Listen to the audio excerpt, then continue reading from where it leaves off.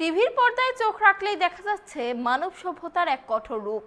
সমগ্র বিশ্ব এই মুহূর্তে তাকিয়ে আছে ভয়ঙ্কর যুদ্ধে জড়িয়ে পড়া ইসরায়েল এবং প্যালেস্টাইনের দিকে। আন্তর্জাতিক প্রেক্ষাপটে এই যুদ্ধের যে ব্যাপক এবং সুদূর প্রসারী প্রভাব পড়তে চলেছে সেই বিষয়ে ইতিমধ্যেই আশঙ্কা প্রকাশ করেছে ভারত সহ অন্যান্য দেশ। রবিবার সেই ইসরায়েল এবং প্যালেস্টাইন যুদ্ধের শান্তিপূর্ণ সমাধান কামনা করে প্রভু যিশুর কাছে বিশেষ প্রার্থনায় সমবেত হলো জলপাইগুড়ি শহরের বুকে অবস্থিত ফ্রেন্ডস ব্যাপটিটিউড চার্চের সদস্যরা।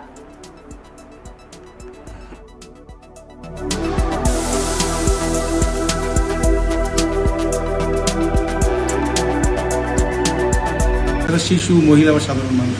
তাই আমাদের প্রার্থনা, প্রভু এই দুই দেশের মধ্যে শান্তি স্থাপন করো, একটা প্রাণ যেন না মারা যায়, কোনো বোমা বিস্ফোরণ না হয়। না আমরা ইসরায়েলের পক্ষে দাঁড়িয়ে প্রার্থনা করছি, না আমরা প্যালেস্টাইনের পক্ষে দাঁড়িয়ে প্রার্থনা করছি। আমরা উভয়কে এক মনে করে এক জায়গায় রাখতে চাই এবং সেটা ঈশ্বর জানেন তার পরিকল্পনা। প্রভু যীশু খ্রিস্ট যদি ক্রুশে মৃত্যুবরণ করেন আমাদের পাপের জন্য, যেখানে আমরা সত্যিকার অপরাধী ছিলাম, সেই ভালোবাসা তিনি আমাদেরকেও শিখিয়েছেন। এবং আজকের এই প্রার্থনা যেন যীশু খ্রিস্ট স্বয়ং মধ্যস্থতাকারী করেন এই দুটো দেশের মধ্যে এবং শান্তি ফিরে। দুর্গাপুরের 26শে অক্টোবর বর্ণাঢ্য কার্নিভালের আয়োজন। রবিবার উচ্চ পর্যায়ের বৈঠক হয়ে গেল দুর্গাপুর নগর নিগমে। রবিবার দুর্গাপুর নগর নিগমের কনফারেন্স হলে দুর্গাপুজো কার্নিভাল নিয়ে প্রথম বৈঠক অনুষ্ঠিত হলো, যে বৈঠকে উপস্থিত ছিলেন মন্ত্রী প্রদীপ মজুমদার, জেলা শাসক পন্নাবলম এস এবং পুলিশ কমিশনার সুনীল কুমার চৌধুরী, মহকুমা শাসক ডক্টর সৌরভ চ্যাটার্জি, পাণ্ডবেশ্বরের বিধায়ক নগেন্দ্রনাথ চক্রবর্তী, নগর নিগমের প্রশাসক মণ্ডলীর চেয়ারপারসন অনিন্দিতা মুখার্জি, ডিসিপি পূর্ব কুমার গৌতম সহ কার্নিভাল কমিটির সদস্যবৃন্দ।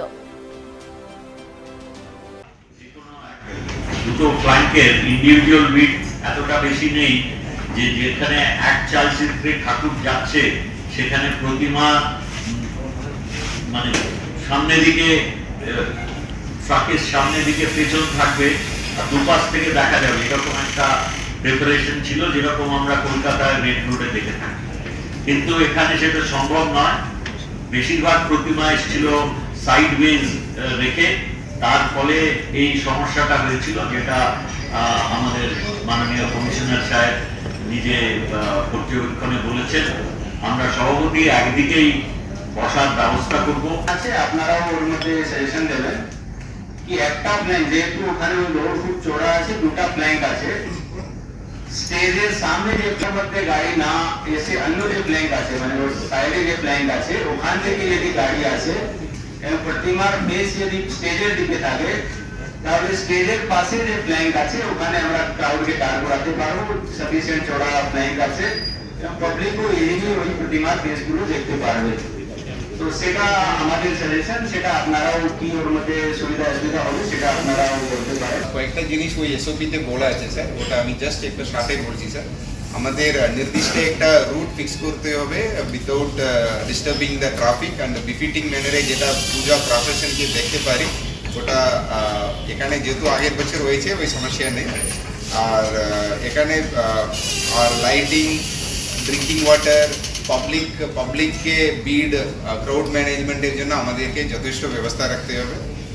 আর proper videography including drone photography, এগুলো আমাদেরকে করতে হবে। আর এইবার একটা লাইভ ফিডও আমাদেরকে দিতে হবে। আর এলইডি স্ক্রিনগুলো মাঝে মাঝে জায়গায়, যেহেতু মানে পাবলিকগুলো একটা জায়গায় জামায়াত যেন না হয়। যে কোনো দুটো ফ্ল্যাঙ্কের ইন্ডিভিজুয়াল উইথ এতটা বেশি নেই যে যেখানে এক চাল চিত্রে ঠাকুর যাচ্ছে সেখানে প্রতিমা মানে সামনের দিকে